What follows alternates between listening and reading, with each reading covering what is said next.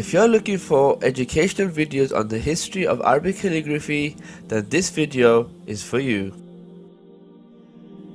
Hey everybody, this is Muhammad Harun from CanvasWonders, helping you create something worth wonders today.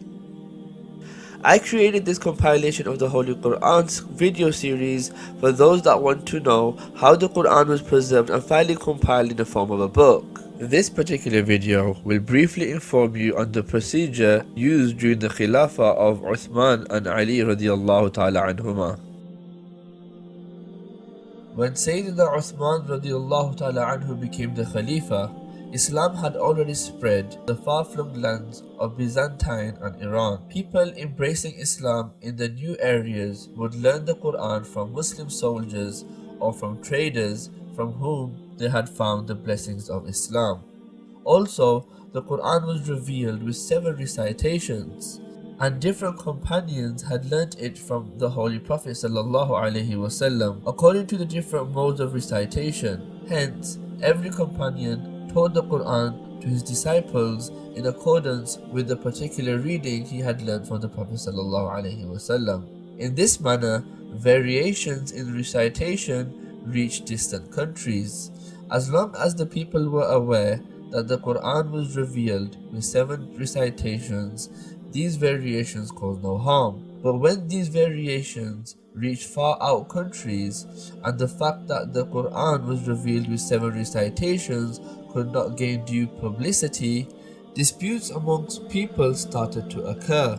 Some people insisted that their own reading was correct and that of others incorrect. These disputes gave rise to the danger, on one hand, that people might fall into the grave error of declaring recitation of the Quran that had been transmitted through uninterrupted succession as incorrect. On the other hand, there was no standard copy of the Quran anywhere in the world that could be the rallying authority for the entire Muslim nation except the one in Medina that had been transcribed by Zayd ibn Thabit radiallahu ta'ala an. Since other copies were written individually and there was no provision in incorporate all the 7 versions of recitation in them, the only reliable method to resolve these disputes was to disseminate transcripts incorporating all the valid recitations through the Islamic world.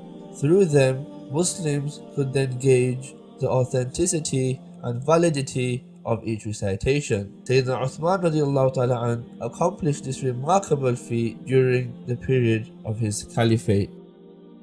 The details of this achievement have been transmitted to us through the account of Hudhayfa ibn Yaman radiallahu ta'ala an, who was engaged in a military campaign on the Armenian-Azerbaijan front. He noticed that differences were arising among people about the correct recitation of the Quran. So, upon his return to Medina, he went straight to Uthman radiallahu ta'ala an and said, "O leader of the believers, before this nation falls prey to dissension about the Book of Allah, like the Jews and the Christians, you must do something." Uthman radiallahu ta'ala anhu said, "What is the matter?"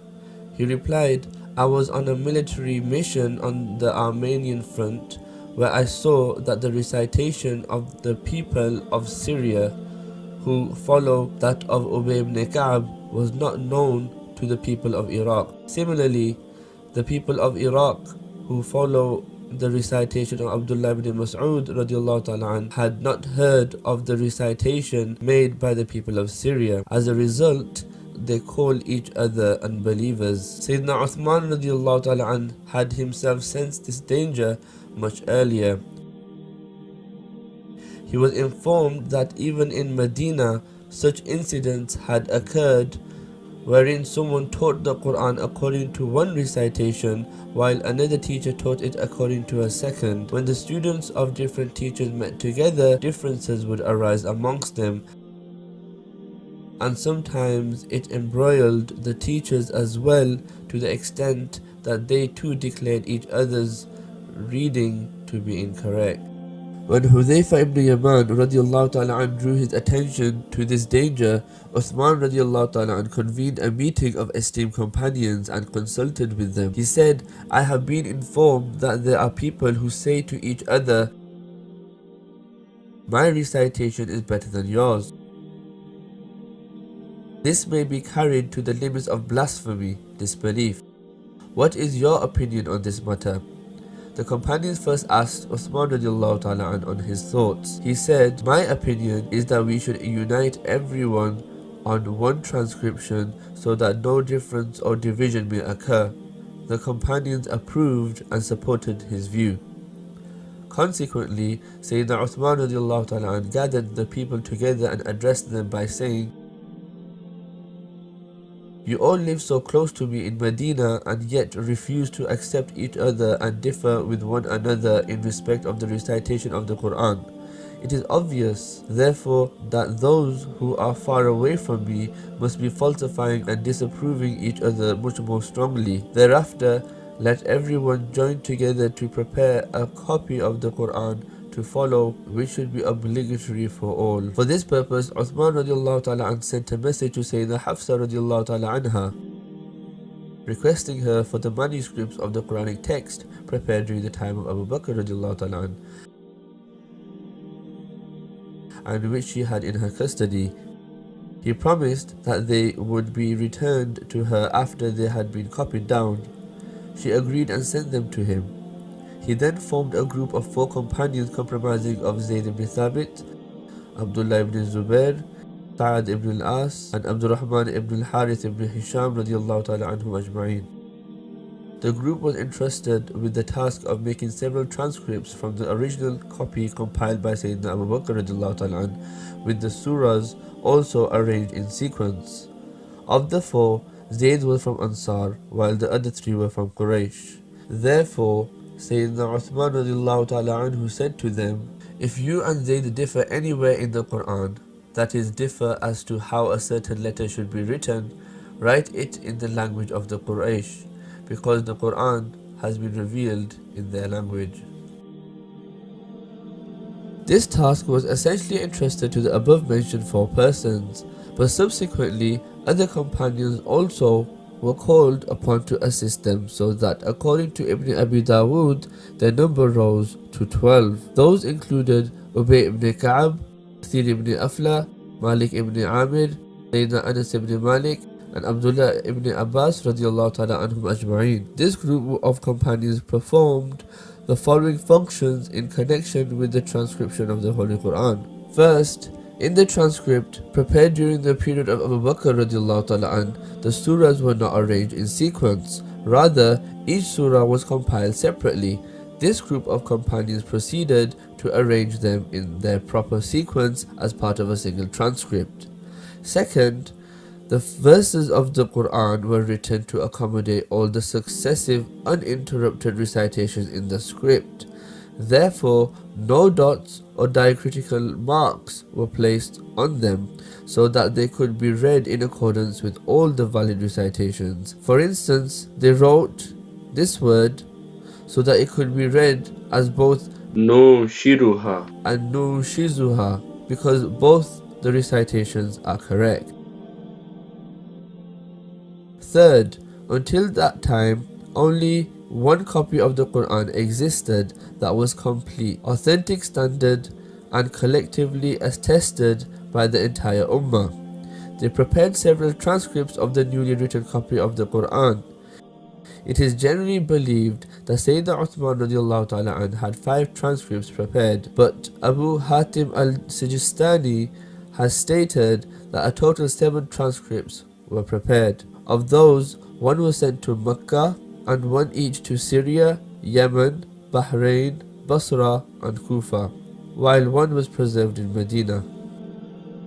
Fourth, in order for them to accomplish the task cited above, these eminent companions kept the scripts that were written during the time of Sayyidina Abu Bakr radiallahu ta'ala anhu before them, but as an added precaution, they adopted the same method of preservation that was employed during the time of Sayyidina Abu Bakr radiallahu ta'ala anhu. Consequently, individual transcripts preserved by different companions were once again brought together, and through a collation with these individual manuscripts that the new transcripts were prepared. After having several of these standard transcripts of the Holy Quran prepared, Sayyidina Uthman radiallahu ta'ala an had all the other manuscripts that were individually prepared by companions burnt, so that all transcripts of the Quran could be uniform in terms of script, incorporation of accepted recitations, and the sequence of surahs, and leave no room for differences. The entire Ummah acknowledged this achievement of Uthman radiallahu ta'ala an with great admiration, and all the companions extended their full support for the venture. Hazrat Ali radiallahu ta'ala an once remarked, "Say nothing about Uthman radiallahu ta'ala an except good.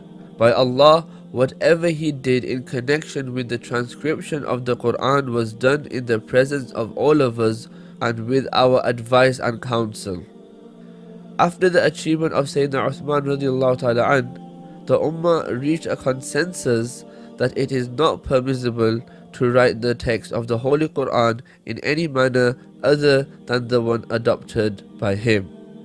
From then on, all transcripts of the Quran were written in accordance with the Uthmani script, and the companions and their successors prepared and circulated copies of the Quran on a vast scale using it. But the script of these Quranic transcripts was still free of dots and diacritical marks that made it difficult for non-Arabs to recite them freely. As Islam spread far and wide in non-Arab countries, it was felt that dots and diacritical marks should be included so that people could recite the text easily. Several steps were taken to achieve this purpose, a short history of which we'll discuss in the next video. If you found this video useful, please give it a thumbs up and don't forget to subscribe, as I have many more videos coming soon inshallah. And it would mean the world to me if you can share this video with your friends and family. If you have any questions or queries, feel free to leave a comment in the comment section below. And as always, may peace be with you.